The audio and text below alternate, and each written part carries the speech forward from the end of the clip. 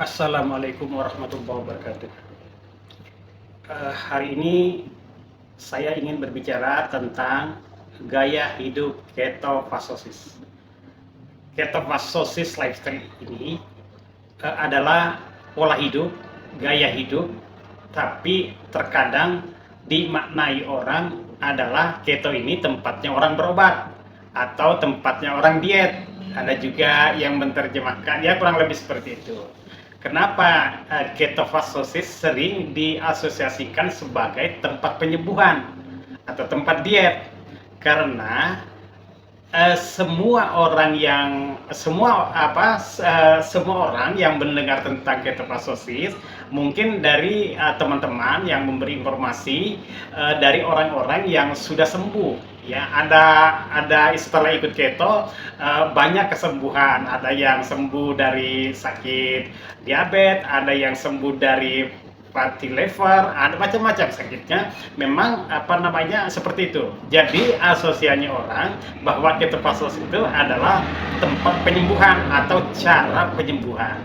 Padahal ketofastosis itu ada lifestyle, ya, lifestyle, termasuk bisa setelah ikut keto biasanya berat badan dari sekian bisa turun sampai 5 kilo, ada yang turun 10 kilo, ada 20, 30, sampai 40 kilo, itu ada.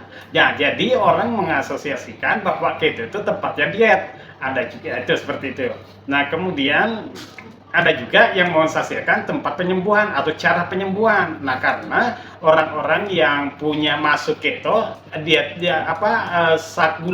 gula darahnya tinggi atau katakanlah kena diabetes, ya. Nah, kadang gula darah bisa 500, 400, begitu ikut keto langsung turun, menyesuaikan pola ini. Jadi turun dari 400 sekian sekian, nah bahkan turun sampai 100, ya.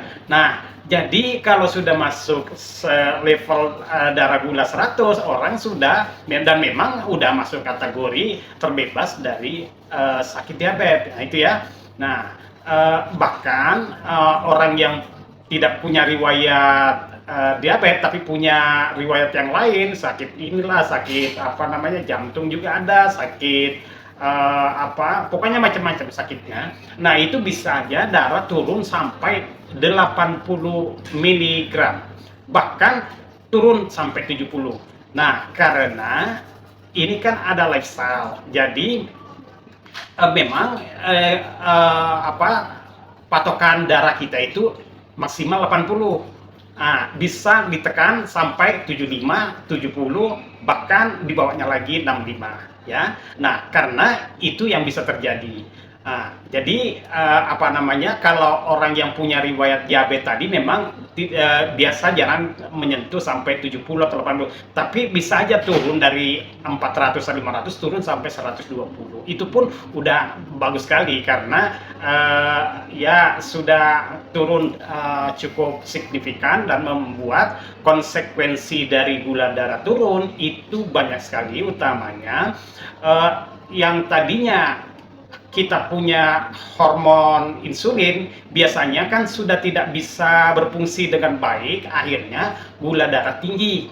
Nah, karena kenapa nggak bisa naik tinggi? Karena hormon insulinnya sudah tidak berfungsi dengan baik, akhirnya gula darah stagnan di angka 300, 400 atau seberapa. Nah, akhirnya dibantu dengan macam-macam obat, ya. Nah, itu. Jadi kembali lagi bahwa ketofastosis itu adalah gaya hidup. Nah, di mana gaya hidup ini pola makannya ada 2 pola makan, nanti saya jelaskan. Kemudian ada 5, ya. Pertama, makannya memang asupan makanannya memang lebih padat lemak atau padat hewani. Nah, kemudian yang kedua ada puasanya. Puasa makan tapi bukan puasa air, itu dari jam 8 sampai jam 12, bahkan lebih dari itu, ya. Itu dua. Yang ketiga harus ada gerak olahraga, ya. Tidak harus olahraga, yang penting hari-harinya itu selalu ada bergerak, mungkin katakanlah misalnya punya pekerjaan yang menuntut banyak bekerja, jadi tidak perlu olahraga karena tempat kerjanya sudah menuntut banyak kerjaan. Misalnya ya orang yang tukang ataupun petani, mereka kan membutuhkan tenaga untuk mencangkul, membutuhkan tenaga untuk aktivitas tukang dan lain sebagainya. Jadi yang penting ada bergerak. Nah, kemudian yang ketiga, relaksasi. Nah, kenapa? Karena salah satu yang membuat kita sakit atau sakit kita makin berat juga karena pengaruh relaksasi yang tidak seimbang dengan stresnya. Nah, dalam arti stressor ya, maksudnya kita boleh stres. Kenapa? Memang tugas kita untuk menghadapi banyak masalah. Nah, itu biasa. Jadi kita stres itu biasa, tapi harus seimbang antara relaksasi dan stres. Jadi sudah kita stres, nah oke, diimbangi dengan relaksasi. Jadi biasanya hormon kortisol itu muncul di pagi hari. Nah, jangan dibawa rileks. Kenapa? Dibawa santai, dibawa ke kafe. Kenapa? Pagi itu adalah hormon kortisol lebih dominan. Jadi manfaatkan untuk bekerja, baik pikiran maupun fisik. Kamu itu harus dibawa untuk beraktivitas. Bahwa itu menimbulkan stres ya biasa, tapi di siang hari biasanya mulai otaknya lelah, fisiknya lelah. Nah, saat itulah dibutuhkan relaksasi ya. Nah, itu keseimbangan relaksasi dan stres. Kemudian yang keempat, tidur yang berkualitas. Nah, jadi tidurnya juga maksimal. Artinya bahkan dianjurkan lebih awal kita tidur dibanding sebelumnya. Kalau dulu biasa tidur jam 12 ya paling tidak tidur jam 10 ya.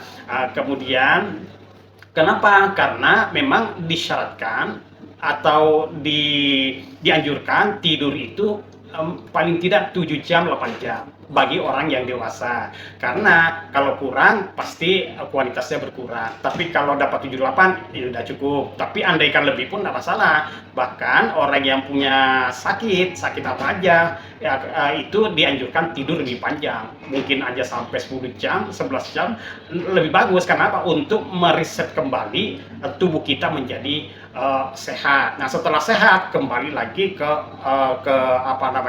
tidur yang stabil, yang standar itu ya. Nah, jadi ada 5 tadi, makannya padat lemak, sangat sedikit karbohidrat. Yang kedua, ada puasa, jadi boleh minum tapi tidak boleh makan, itu kurang lebih 16 jam. Bahkan dianjurkan bisa sampai 18 jam atau sampai jam 2 siang, sampai jam 3 itu juga dijalankan. Nah, kemudian olahraga tadi dijelaskan, kemudian ada relaksasi, ada tidur, yaitu dijalankan sebagai gaya hidup, sebagai pola hidup. Karena kalau kita jalankan, insya Allah tubuh kita itu berjalan dengan baik, memenuhi standar untuk sehat ya. Nah, kalau kita menyimpang dari situ ya tentu saja pasti mulai penyakit datang dari makanan atau dari banyak makan, jadi pencernaannya tidak ada istirahat, kemudian tidak seimbang antara stres dan relaksasi tidak seimbang, itu membuat kita sakit atau kita sakit dan sudah sembuh. Jadi untuk kembali ke pola yang sehat ya jalankan ini itu sesuai dengan patokan hidup sehat dalam ketofastosis lifestyle. Oke, itu saja. Wassalamualaikum warahmatullahi wabarakatuh.